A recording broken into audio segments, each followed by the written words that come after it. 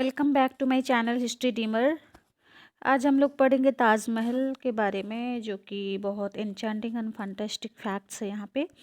और सबसे बड़ी बात है, ये इसके ऊपर भी क्वेश्चन बन सकता है और बन भी रहा है।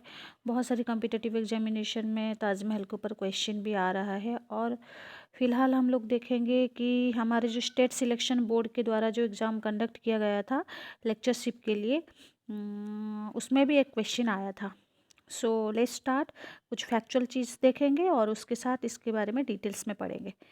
और मैं आशा कर रही हूँ ये वीडियो आपके कॉम्पिटिटिव के लिए और आपके जानकारी के लिए बहुत अच्छी रोल निभाएगी। So let's start. तो अभी देखेंगे हम लोग इसके मेन आर्किटेक्ट्स का नेम। कहीं कहीं हम लोग बहुत मतलब कंफ्यूजन में आ जाते हैं कि उनके रियल में जो उसके आर्किटेक्ट थे उनका नाम क्या था। कभी कभी हम लोग उस्ताद ईशा भी बोल देते हैं, कभी कभी उस्ताद अहमद लाहौरी भी बोल देते हैं। कुछ बच्चे भी एग्ज़ाम देने के बाद भी वो भी अभी भी कंफ्यूजन में है कि उस्ताद ईशा क्यों नहीं और ऑप्शन में क्यों नहीं दिया था। और उस्ताद लाहौरी जब है तो फिर उस्ताद ईशा हम लोग कैसे पढ़ते हैं। तो यहाँ पे मैं आपका कन्फ्यूजन दूर करती हूँ।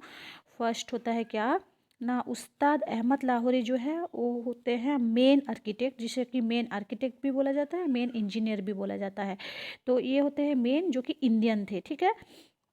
और उस्ताद ईशा सिराजी जो थे वो पर्शियन आर्किटेक्ट थे, ठीक है। वो भी एक आर्किटेक्ट थे, लेकिन वो सेकंड थे, मतलब he is also known as assistant architect. कभी एग्जाम में पढ़ेगा तो इसलिए मैं यहाँ पे मेंशन कर दूँ main architect, main engineer also. कभी कभी आप फिर सोच में पड़ जाओगे कि मेन इंजीनियर किसे बोला जाता था। तो यहाँ पे ऐसे ही पर्शियन आर्किटेक्ट जो थे उस्ताद ईशा। और ऐसा भी जब एग्जाम में पड़ेगा कि पर्शियन आर्किटेक्ट कौन थे, उस्ताद ईशा, आंसर होगा उस्ताद ईशा। और उसके साथ असिस्टिंग जो जो असिस्टेंट थे, असिस्टेंट जैसे कि असिस्टेंट प्रोफेसर बोला जाता है कि those who are supporting to the professor. तो ऐसे ही असिस्टेंट आर्किटेक्ट जो थे उनका नाम होता है Ustad Isa, who was belonging to Persia. फिर देखते हैं यहाँ पे कुरान का जो आयत है, जैसे कि श्लोका ऑफ वेदास जैसा है, वैसे ही कुछ जो आयतें हैं वो आयतें, कुरान का जो आयत है वो कुछ आयतें सब लिखा गया है ताजमहल के ऊपर, जो कि कैलीग्राफी के रूप में बहुत सारे जो अरबिक लैंग्वेज है उसको वहाँ पे प्रिंट किया गया है, मतलब प्रिंट नहीं, जैसे कि इनग्रेव्ड किया गया है। तो उसके जो फाउंडर यानी कि राइटर वो कौन थे, उनका नाम होता है Aman Khan Shirazi. It is mentioned in, एक इस बुक में मिलता है जो चौबाचे के बुक में मिल जाता है।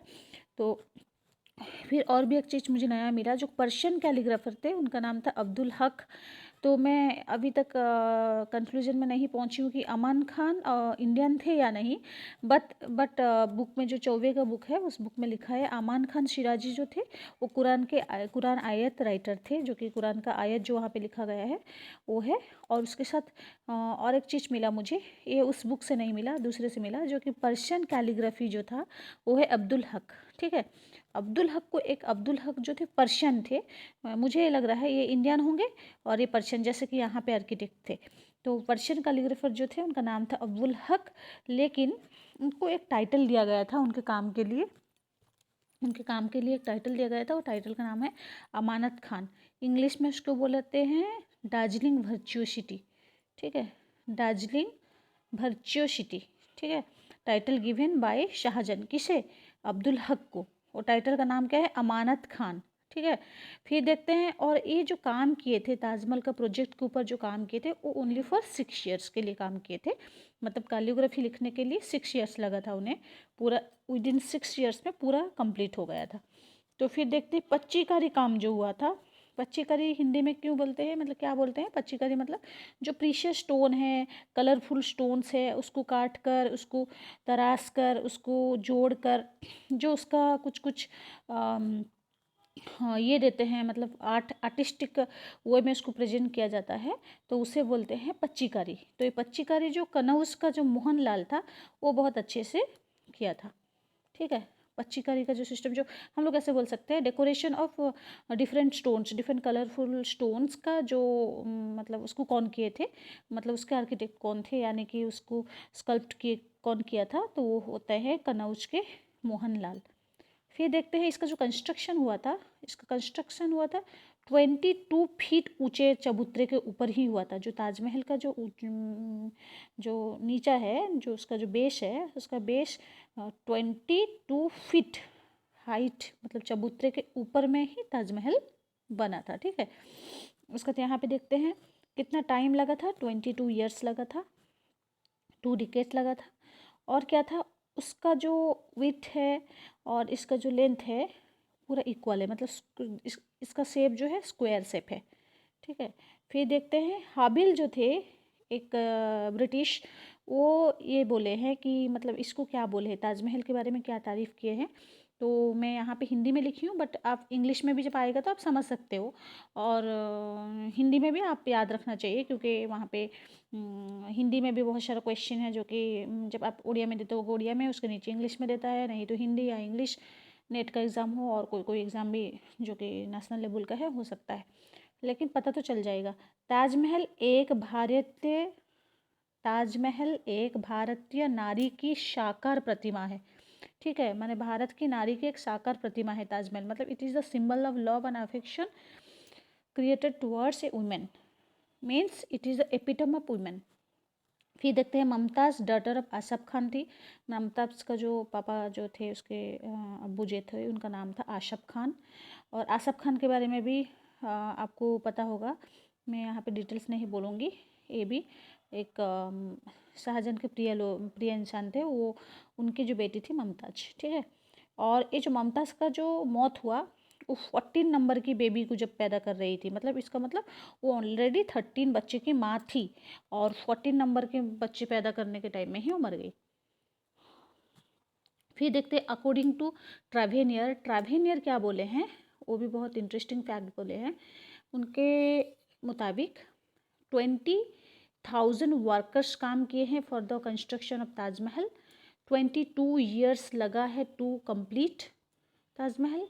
50 लाख रुपीस स्पेंड हुआ है for the construction of Taj Mahal. Delhi में वो बनाए थे एक शाहजहानाबाद, जो कि 1638 में ये कंप्लीट हुआ था। कहाँ पे, दिल्ली में शाहजहानाबाद 1638।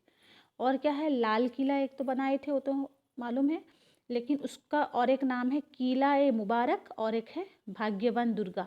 ठीक है, भाग्यवन दुर्गा क्या बोलते हैं लाल किला को, मुबारक, किला ए मुबारक और भाग्यवन दुर्गा।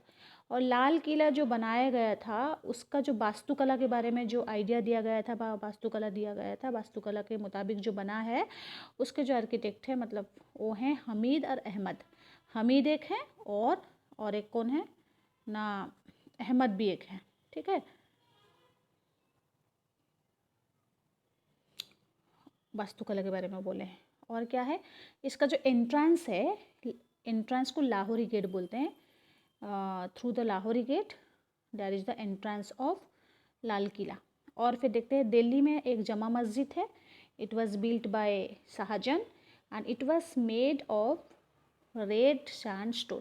ठीक है, रेड सैंडस्टोन से बना हुआ जमा मस्जिद है, जो कि दिल्ली में अवस्थित है। दिल्ली में और क्या है, एक दीवान खास है, जिसे कि अमीर खुसरू बोले हैं कि अमर अमर पृथ्वी पर कहीं स्वर्ग है, मतलब जो अमर है पृथ्वी, बहुत माने on the earth there are a lot of what on the earth a lot of swarg means sorry heaven है, अमर जो कि अमर है, इटर्नल हिवन है। A lot of eternal heavens are there on the earth. ठीक है, और क्या है देखते हैं, यहाँ पे रंग महल जो है, वहाँ पे न्याय देवी का मूर्ति को अवस्थित, मतलब स्थापन किए थे कौन, शाहजहां वहाँ पे स्थापित किए थे न्याय देवी की मूर्ति। कहाँ पे, रंग महल में। It means he was somehow tolerant towards the Hinduism. And क्या है, चांदनी चौक जो है, जो कि शाहजहानाबाद के अंदर है। शाहजहानाबाद कहाँ पे है, वो है दिल्ली में है। तो इट वाज डिसाइडेड, जो कि चांदनी चौक शाहजहानाबाद की हार्ट बनेगी, मतलब उसका जो सेंटर है, वो सेंटर चांदनी चौक है शाहजहानाबाद की। तो it was decided, it was chosen by Jahanara Begum, जो कि कौन है इसकी शाहजहां की बेटी थी, ठीक है। शाहजहां की बेटी Jahanara Begum, she chose Chandni Chowk to be the heart of Shahjahanabad. फिर देखते हैं शाहजहां और क्या किए थे वहाँ पे दिल्ली में और शाहजहानाबाद में। क्या बनाए थे ना, वो एक दारुल सफ़ा बनाए थे, एक जस्ट आज मेडिकल के जैसे एक था जो कि दारुल सफ़ा, जहाँ पे लोगों का सफ़ा मिलता था, शिफा मिलता था लोगों को। लोग वहाँ पे जाते थे, जो हकीम के साथ बात करते थे, हकीम को अपना जो हेल्थ के इशू के बारे में डिस्कशन करते थे, तो इसलिए Darul Safa was made by Shah Jahan in Sahajanabad. Okay, so let's sum up here. I hope this video will make your day and make you aware, make you informative. So thank you for watching my video.